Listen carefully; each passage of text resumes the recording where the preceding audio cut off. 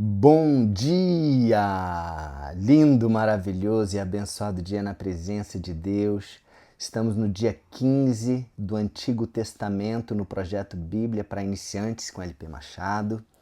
E vamos continuar aqui essa aventura de Noé e sua família com a barca, com a arca, no dilúvio.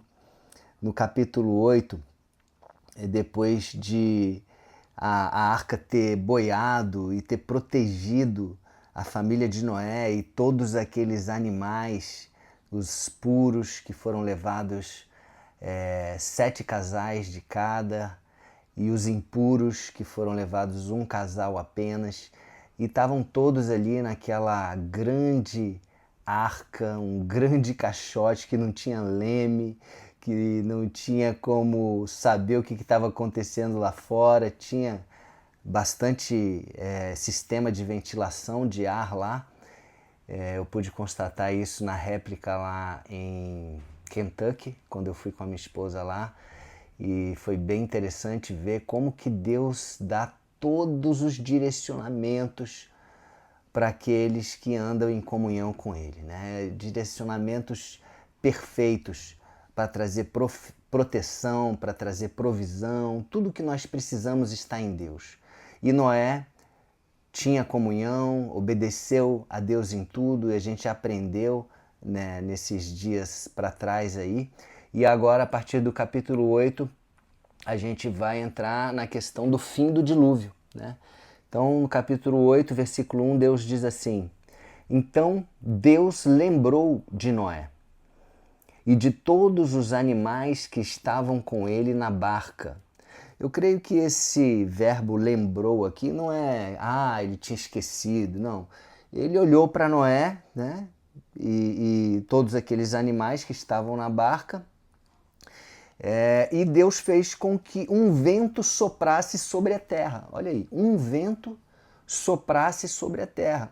É muito importante a gente perceber e entender que Deus, ele é poderoso para fazer todas as coisas. Ele criou o mundo, ele criou o universo, ele tem poder sobre a natureza. Eu estava conversando hoje pela manhã com a minha esposa como Deus criou todas as leis naturais, né? As leis que regem a natureza, mas essas leis, elas se submetem ao próprio Deus. Porque se ele quiser, ele pode, por exemplo, existe a lei da gravidade, mas se ele quiser, ele pode, durante um tempo, eu vou fazer aqui algo que vai interferir na lei da gravidade.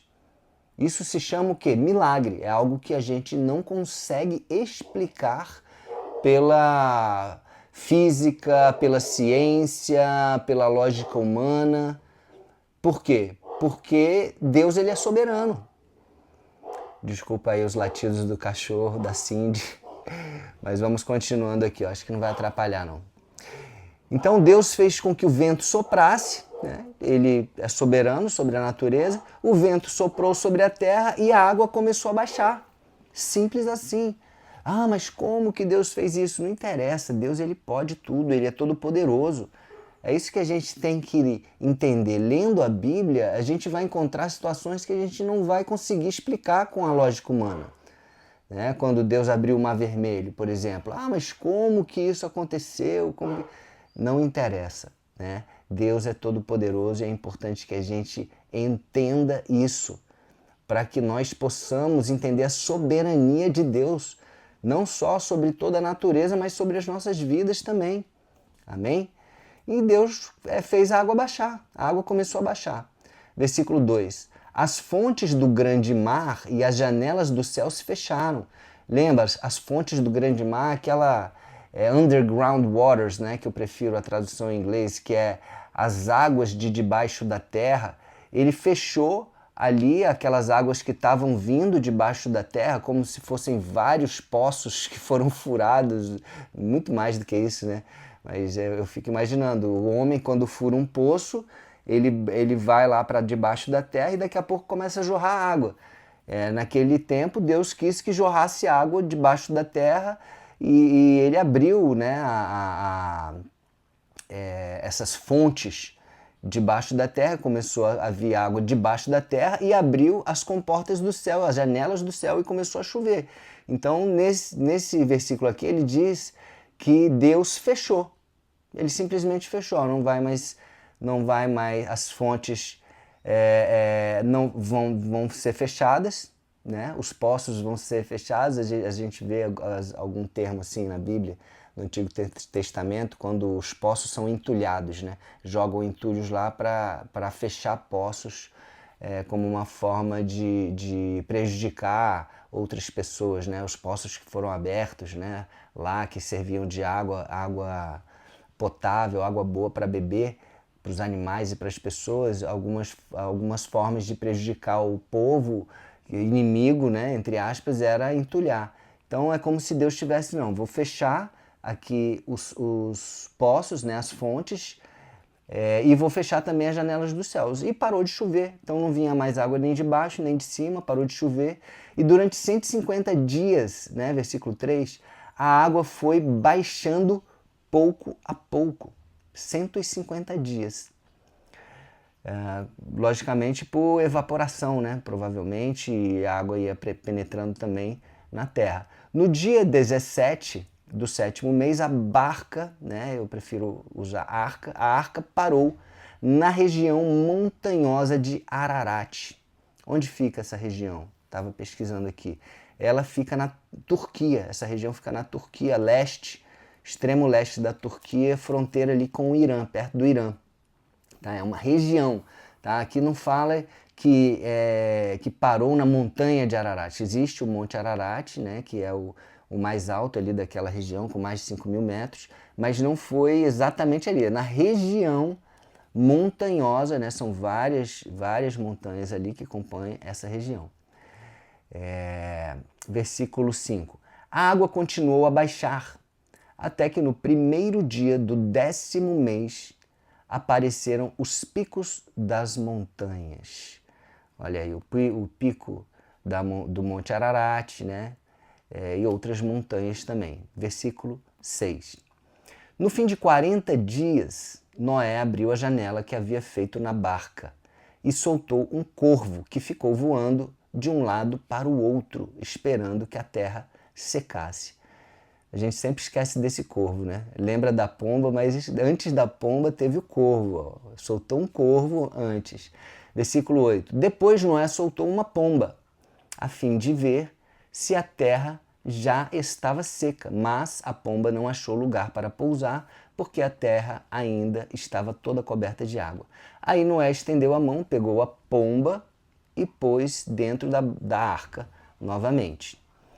Noé esperou mais 7 dias e soltou a pomba de novo. Ela voltou à tardinha trazendo no bico uma folha verde de oliveira. Olha que interessante.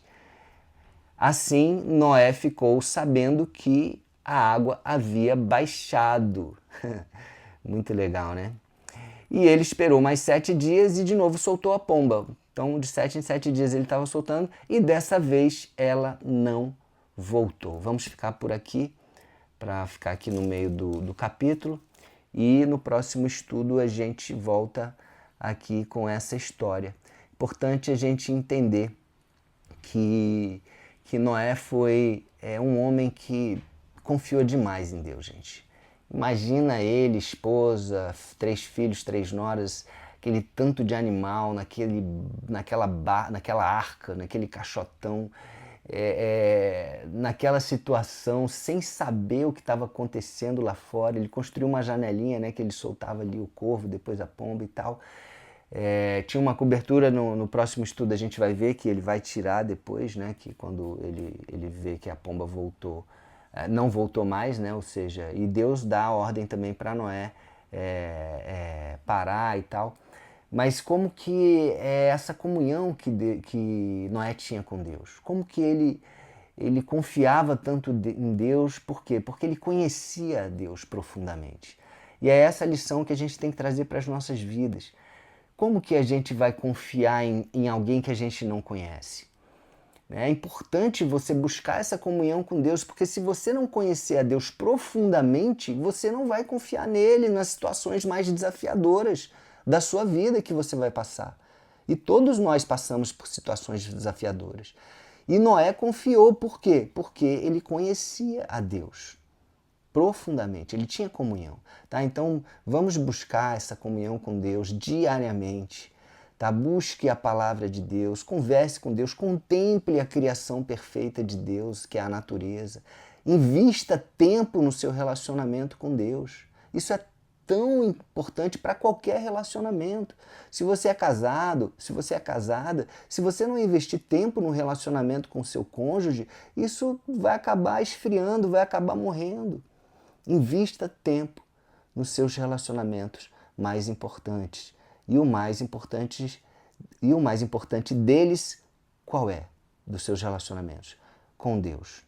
Mais importante do que o seu relacionamento com seu cônjuge, com seus filhos, com os seus empregados, se você for empresário, com seus colegas de trabalho, com seus amigos. Mais importante é o relacionamento com Deus. Amém? Vamos orar?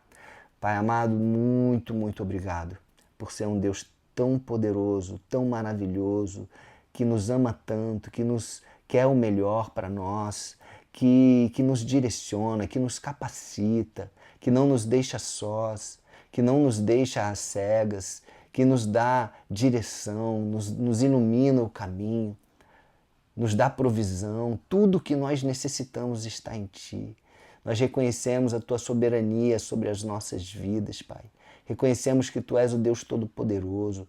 Tu tens poder sobre todas as coisas, sobre o universo, sobre a Tua criação perfeita, sobre tudo. E nós entregamos as nossas vidas a Ti, declarando que nós confiamos em Ti.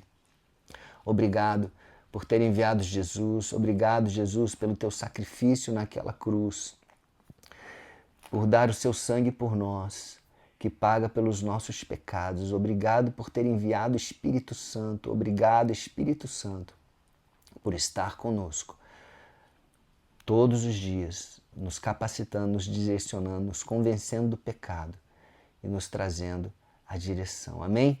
Então é isso, amigos. Um beijo no coração e até o próximo dia do projeto.